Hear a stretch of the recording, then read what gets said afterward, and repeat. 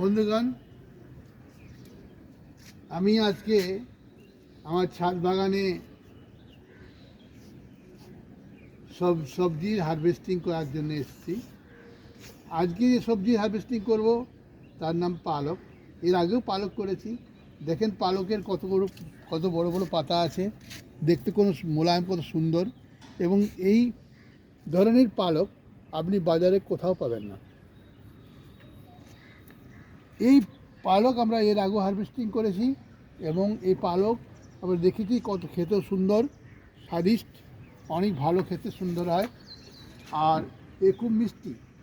আপনার এরকম যদি পালক আপনি নিজের বাড়িতে লাগান, বা এই আমার যে পদ্ধতি আমরা ইউজ করছি সেই পদ্ধতি যেমন লাগান, তাহলে আমার মনে হয় যে আপনারাও আমার মতন ভালো পালকে ব্যবহার করতে পারবেন ঘরে, রান্নাঘরে, এবং খেয়েও মুখরোচক খাবার হবে এবং খেতেও খুব স্বাদিষ্ট হবে, সুন্দর হবে।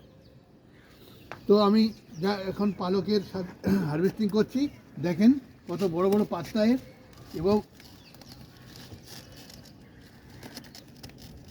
দেখেন কত বড় বড় পাতা।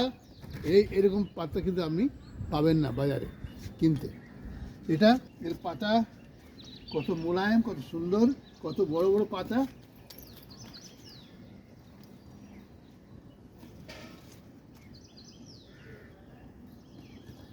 এখন বন্ধ করে, হ্যাঁ।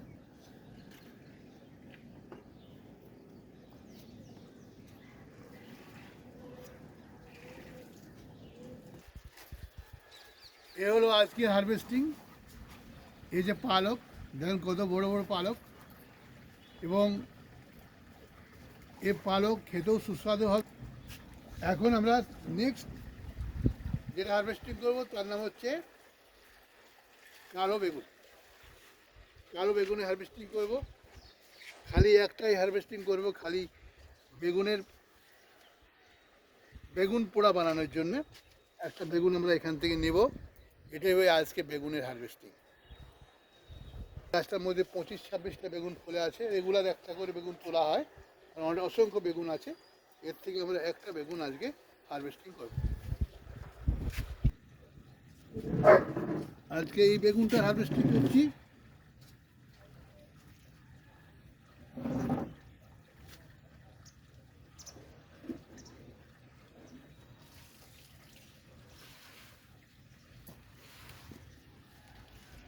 এই বেগুনটার হারভেস্টিং করলাম, কোনো রকম পোকামাকড়ের আক্রমণ নেই, সুন্দর বেগুন।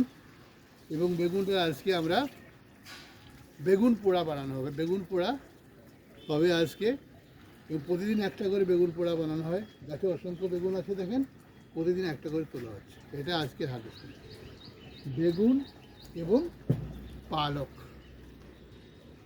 বেগুন এবং পালক এর হারভেস্টিং আজকের। নমস্কার।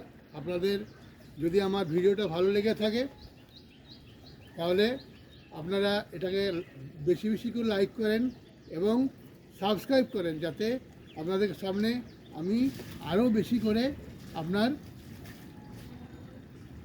আপডেট নিয়ে আসতে পারি। এবং এটা আপডেট নিয়ে আসতে আমাকে সাহায্য করবে। আপনারা যত বেশি সাবস্ক্রাইব করবেন, যত বেশি লাইক করবেন, ততই আমি ভালো করে আপনাদের সামনে আরও বেশি বেশি করে আপডেট নিয়ে আসবো। নমস্কার।